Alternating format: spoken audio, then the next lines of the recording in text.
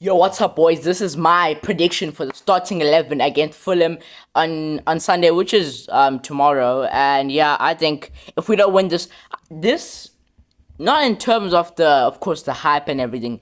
This might be more important than the Fulham game because we've seen Man United win big games. We beat before Carrick came in. We beat Chelsea. We beat Liverpool. We beat these big clubs, but then when it comes to the Burnleys, we drew to Burnley, we drew to Wolves, we drew to Leeds. Like it's just ridiculous. We lost to Brentford at the start of the season. So it's just these mid-table games, these dodgy games that we can't actually finish off are the ones that are most important for us to get into the top four. So yeah, this is my prediction for who's going to start against the Fulham game. Michael Carrick, this is the game I'm actually fully judging on. Right now, I think you should stay, bro. This is the game I will fully judge you on. Okay, let's start off with of course, we're gonna start defense to attack. There's no need to change Sen Lomans. Who's gonna replace Lomans? Bayern lost. There's no way in God's grief. No, sorry for saying that. There's no way I'm ever seeing Bindy play for this club again. Because if I do, I might have a stroke. I might get a stroke from watching this man. But of course, it's not gonna happen. Send Lomans, please don't get injured. Please, Lomans. Right back, Diego Dalot. You know this guy? He hasn't been. I mean, previously on my videos, I love hating on Diego Dalot. Recently, he actually hasn't been bad. He hasn't been terrible. Of course, we could get a better one, but I would think.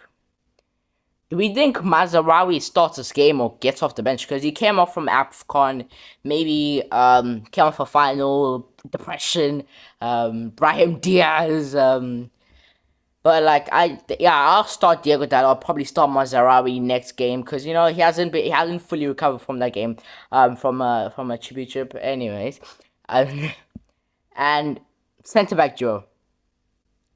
This centre back duo, watch out. Premier League teams, watch out.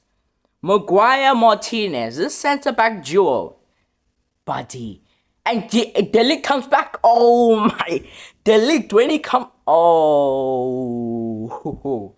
oh. Lawman's could go on vacation at this point. Lawman's just go on vacation. Get Mazraoui on the right back. Lawman's, you can go on vacation, bro. Free vacation. I'll pay for you. I'll pay for you. But yeah, I'll be keeping this until maybe Delic comes back. We'll have a conversation with him and Maguire, switching around. I wish we were in Europe, of course. If we're in Europe, that'd be even better. And we had Delic here, more squad depth. That'd be great. But we're not in Europe, unfortunately.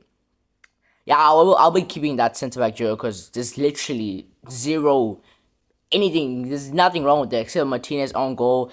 Maybe should have done better to close down Timber and the Arsenal goal. If you watch the game, of course. 3-2. Match reaction on my channel. Go make sure to watch that. But yeah, that Martinez on goal unlucky. But yeah, I'll be keeping that centre back duo. Left back Luke Shaw. This man, I'm telling you, Luke Shaw World Cup year. Hey, top 5 left backs in the Premier League. Luke Shaw World Cup season. Did you watch 2022 Luke Shaw, bro, for Man United? Disgusting. 2018 Luke Shaw.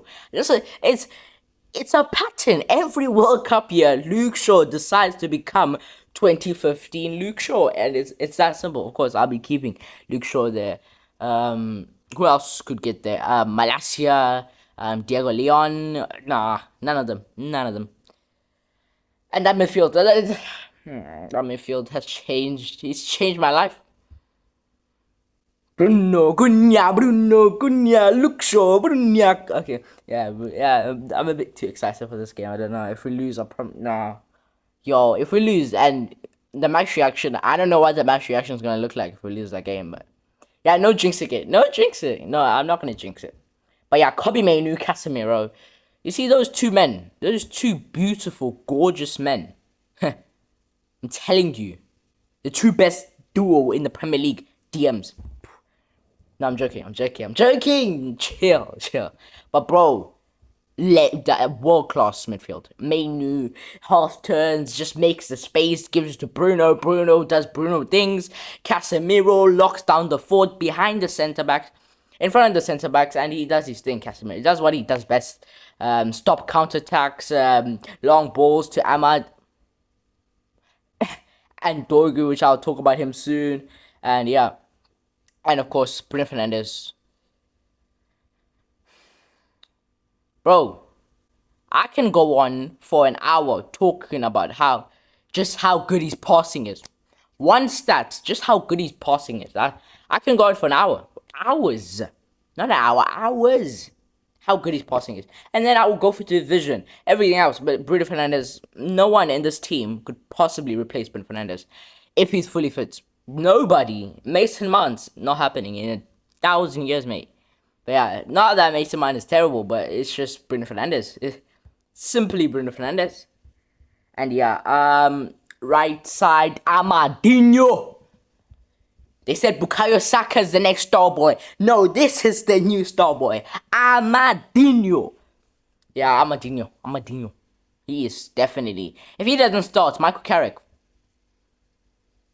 I'll start asking questions if Ahmad does not start. Now, I'm joking. That's your preference, but I think personally, since Michael Carrick is gonna be watching this, me and him, very close relationship. We go way back. Me and Michael Carrick, man. So yeah, of course, you're gonna be watching this, and yeah, I'm just advising you right now, Carrick, man. Carrick, we were back in high school. I'm telling you now, start Ahmad. Start Ahmad. Guys, of course, I've never told you that I was friends with Michael Carrick, but of course, you guys don't know my backstories and stuff like that. So yeah, Patrick Dorgu, or as I would say, Balandorgu. Oh my gosh, I shouldn't be excited. 10-week injury from Patrick. Honestly, that's just devastating. The momentum for a young player at Manchester United, and then he gets a 10-week injury. This is flashbacks to, was it Jesse Lingard? I'm not sure. But someone, I think it was a young talent, he was on form, and then he gets an injury, and then after that, he was just a mess, bro. But hopefully that does not happen with Ballon d'Or, man. Hopefully he comes back with another screamer from outside the box against a top in the league. Anyways, now I'm joking. Not that big of expectations. But yeah. Brian Mbeumo, the greatest. Oh wait, I have to get a replacement for Patrick Dorgu. Sorry. Patrick Dorgu. I think the only sensible replacement for Patrick Dorgu here is Matthias Cunha. It's Cunha, bro. The only sensible option here is Matthias Cunha. Mason Mount maybe, but Cunha scored last minute against Arsenal. He does deserve to start this game, bro. When Ballon d'Or is not there, he deserves to start. Can't believe we're starting Dorgu over Cunha on the left. I honestly don't believe it. I actually do not believe that's even. None of my wildest dreams I would have thought that would ever gonna happen this season, but it happens. Football, man. It happens. But yeah, as I was saying, the greatest bold man on planet Earth, Brian Flippin Mbeumo. We need to find a nickname for Mbeumo. We got Ballon d'Orgu. We got Amadinho. We got Bruno Captain Magnifico. Now we need a nickname for Mbeumo. We need a nickname for Mbeumo. I don't know what it is, but we need to find one, boys. We need to find him because this man, I think that boldness just gives him so much flipping finishing. It's just positioning, everything, pace. That bold head, man. Give me some of that. I want to go play for Man United striker position. Give me some. I want to go score against City and Arsenal. Please, man. I want to go past David Raya and score a goal. Give me some of that bold energy, man. I'll go bold. I will go bold. Trust me. I'll go bold for you. But yeah, of course, Brian Mbeumo. Yeah, he starts. 1,000% starts Mbeumo here. Not even a debate. Benjamin Sesko, I think he comes off the bench. I don't know why Mbeumo has came off the past 2 games for City and Arsenal. Probably to play Cunha, because I think they don't play with the focal point Michael Carrick system. I think the system, whatever. They play more for false 9, which is Cunha and Mbeumo. We're not like pure flipping strikers like Sesko. But of course, it did work against Arsenal and Cunha scored the goal.